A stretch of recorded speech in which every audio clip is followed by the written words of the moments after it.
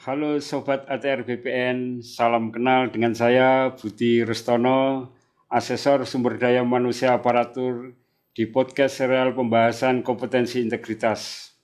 Bersama saya telah hadir narasumber Ibu Nunung Sofiati dan Bapak Danang Wijanarko. Apa kabar Ibu dan Bapak? Alhamdulillah sehat Pak Budi. Alhamdulillah sehat Pak Budi. Beliau ini adalah Asesor Sumber Daya Manusia Aparatur Ahli Madya yang pada kesempatan ini akan berbincang-bincang mengenai seputar kompetensi integritas. Sebagaimana kita ketahui bahwa penting bagi peserta asesmen kompetensi manajerial dan sosiokultural untuk memahami kompetensi integritas. Tentu saja tidak hanya memahami definisi kompetensi integritas. Peserta penilaian kompetensi juga harus memahami indikator perilaku pada masing-masing level dari kompetensi integritas. Sehingga pada saat melaksanakan proses asesmen kompetensi manajerial dan sosiokultural dapat menunjukkan bukti atau eviden pada level tertinggi dari kompetensi integritas yang benar-benar dimilikinya. Ada 5 level dalam kompetensi integritas. Namun pada kesempatan ini kita akan bahas hanya sampai pada level ketiga. Sobat ATR BPN, untuk mengetahui lebih jauh apa kompetensi integritas tersebut, tanpa memperpanjang waktu, yang pertama, saya ingin menanyakan kepada Ibu narasumber, apa definisi kompetensi integritas yang dimaksud dalam kamus kompetensi. Kesempatan pertama saya berikan kepada Ibu Nunung Sofiati. Silakan Bu. Saya langsung saja ke definisi ya Pak ya. Silakan, baik Bu. Baik, dalam Permenpan RB nomor 38 tahun 2017 di situ disebutkan bahwa definisi kompetensi integritas adalah konsisten berperilaku selaras dengan nilai, norma, dan atau etika organisasi dan jujur dalam berhubungan dengan manajemen, rekan kerja, bawahan langsung, dan pemangku kepentingan, menciptakan budaya etika tinggi, bertanggung jawab atas tindakan atau keputusan, beserta risiko yang menyertainya. Nah, dalam memahami kompetensi integritas ini, saya akan mengajak kita semua melakukan self-assessment, Pak, dengan memperhatikan indikator perilaku dari masing-masing levelnya. Demikian Pak Budi.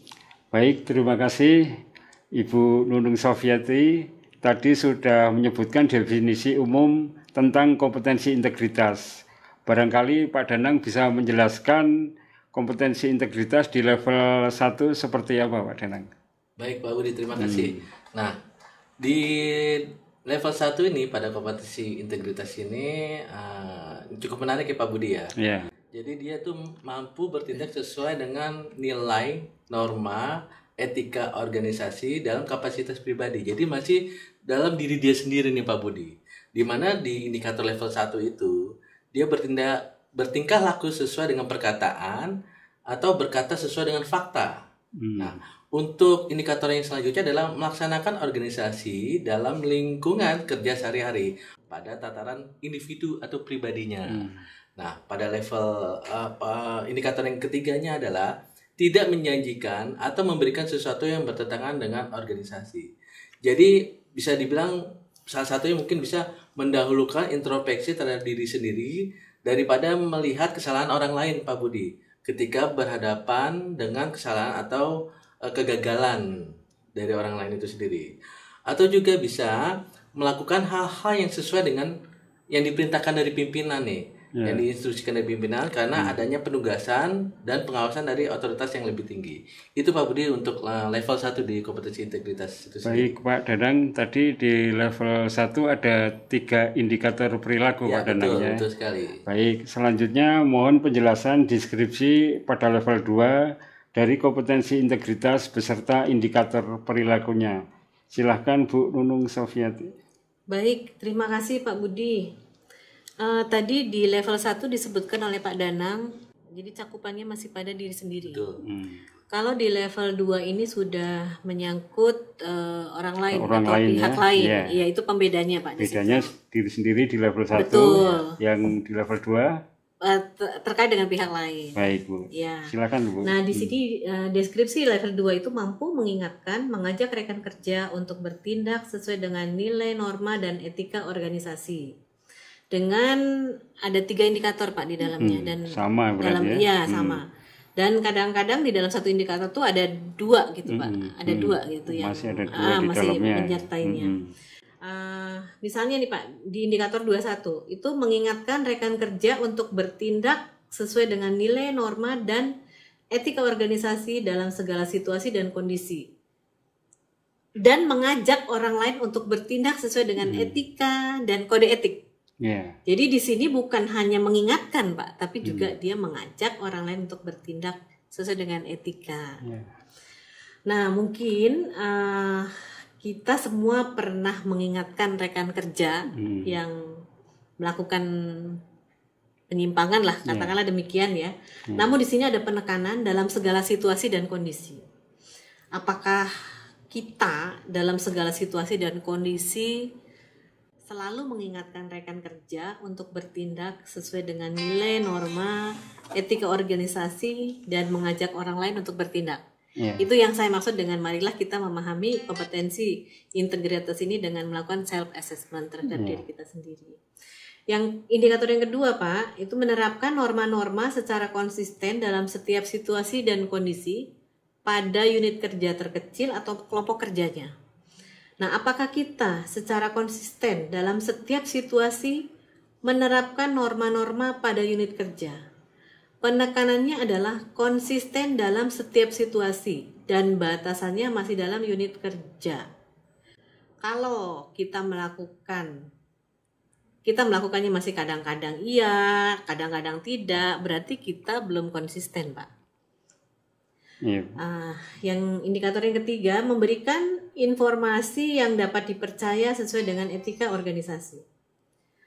Apakah kita memberikan informasi yang dapat dipercaya sesuai dengan etika organisasi, menyampaikan informasi sesuai dengan data dan fakta yang sebenarnya? Di sini harus difahami ada etika organisasi terkait dengan penyampaian informasi. Ada informasi yang boleh disampaikan, ada juga informasi yang tidak boleh disampaikan. Itu penjelasan dari level 2, Pak. Baik, terima kasih Bu Nunung Sofiati. Tadi dijelaskan mengenai level 2 ya Bu ya. Ada 3 indikator perilaku yang telah jelas agar peserta penilaian kompetensi itu memahami. Kepada Pak Danang Wijanarko, mohon penjelasan deskripsi level 3 dari kompetensi integritas beserta indikator perilakunya Pak. Silakan. Baik. Pak Danang. Di level 3 ya Pak Budi ya. Jadi level 3 ini dia mampu memastikan menanamkan keyakinan bersama agar anggota yang dipimpin bertindak sesuai nilai, norma, dan etika organisasi dalam lingkup formal. Nah, adapun indikator di level 3 ini adalah memastikan anggota yang dipimpin bertindak sesuai dengan nilai, norma, dan etika organisasi dalam segala situasi dan kondisi. Nah, indikator selanjutnya adalah mampu untuk memberikan apresiasi dan teguran bagi anggota yang dipimpin agar bertindak selaras dengan nilai, norma, dan etika organisasi dalam segala situasi dan kondisi. Nah, indikator yang terakhir adalah melakukan monitoring dan evaluasi terhadap penerapan sikap integritas di dalam unit kerja yang dipimpin. Jadi level 3 ini setara dengan unit kerjanya Pak Budi. Adapun di kehidupan sehari-hari bisa semacam kayak memegang norma, etika, kode etik sebagai nilai yang diyakini kebenaran dan harus dijalankan Pak Budi di unit kerjanya. Atau bisa juga dengan menyatakan pendapat secara asertif atau berani terbuka, tapi tanpa menyinggung perasaan orang lain untuk mempertahankan konsistensi atas norma dan etika yang berlaku dalam organisasi itu sendiri Pak Budi. Itu yang level 3 dalam kompetensi integritas Pak Budi. Baik, terima kasih Pak Danang Wijanarko. Itu tadi di level 3. Jadi di tiap-tiap level itu ada masing-masing ada 3 indikator perilaku ya. Demikian tadi penjelasan deskripsi kompetensi integritas dalam kompetensi manajerial. Sebelum kita tutup, barangkali ada kiat dari para narasumber agar ASESI ini bisa lebih sukses dalam melaksanakan atau mengikuti kegiatan asesmen kompetensi manajerial. Yang pertama dimulai dari Ibu narasumber, Ibu Nunung Sofiati. Silakan Bu. Ya, terima kasih Pak Budi. Ini mungkin juga bertanya-tanya ya. ASESI itu bertanya bagaimana sih cara saya itu sukses dalam dalam asesmen itu. Kalau menurut saya sih mungkin begini Pak, yang dikatakan sukses itu adalah bahwa ASESI itu mampu menunjukkan level perilakunya dia yang tertinggi gitu. Jadi dengan demikian itu dia dinyatakan memang memenuhi standarnya atau bahkan bisa melampaui dari standar yang ditentukan. Terus juga ada beberapa catatan yang mesti diketahui oleh ASESI ya dalam penyiapan pelaksanaan kompetensi. Yang pertama, memahami maksud dari asesmen kompetensi itu sendiri. Jadi dia bisa mencari referensi atau mencari informasi nih, ini untuk penilaian kompetensi atau pemetaan gitu kan Pak ya.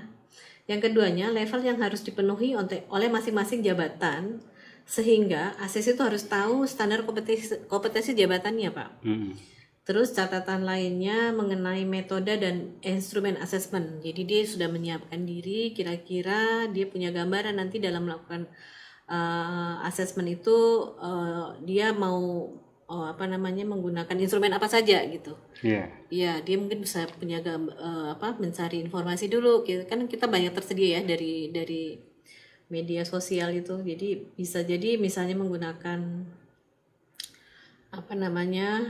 instrumen LGD atau dia analisis kasus. Ya, betul, atau instrumen lainnya gitu kan. Atau mungkin wawancara gitu. Menurut saya itu saja Pak dari saya Pak. Baik, terima kasih Ibu Nunung Sofiati. Untuk selanjutnya Pak Danang Wijanarko Pak, silakan. Ya, kalau saya sih menurut pengalaman yang saya perhatikan ya dalam penilaian kompetensi. Jadi saya sering menemukan tuh peserta itu canggung terhadap seniornya. Dalam suatu simulasi dia canggung, jadi dia cenderung tidak mengeluarkan, tidak mengekspor kompetensi dia. Jadi dia lebih condong memberikan kesempatan seniornya lebih dahulu. Sebenarnya menurut saya itu tidak perlu. Jadi menurut saya lebih baik menunjukkan kemampuan dia dalam suatu simulasi itu tanpa canggung terhadap seniornya seperti itu. Jadi itu canggung senior itu merupakan jadi batasan bagi dia untuk bisa mengeksplor Pak Budi terhadap kompetensi yang dia punya. Itu Pak Budi. Terima kasih. Dari penjelasan narasumber dapat saya simpulkan bahwa level 1 itu cakupannya diri sendiri, level 2 terkait dengan tim kerjanya, dan level 3 menyangkut unit kerjanya. Dalam memahami kompetensi integritas, saya mengajak kita semua melakukan self-assessment dengan memperhatikan masing-masing indikator perilaku. Kami mengucapkan terima kasih kepada narasumber yang telah menyampaikan materi dan Sobat ATR BPN yang telah menyaksikan serial Bincang Asesor seputar kompetensi integritas. Sampai ketemu pada serial selanjutnya. Jangan lupa untuk like, komen, dan subscribe Sobat ATR BPN. Wassalamualaikum warahmatullahi wabarakatuh. Salam sejahtera buat kita semua. Salam sehat, sampai jumpa. PPSDM, Road to PPSDM mencetak ASN muda unggul.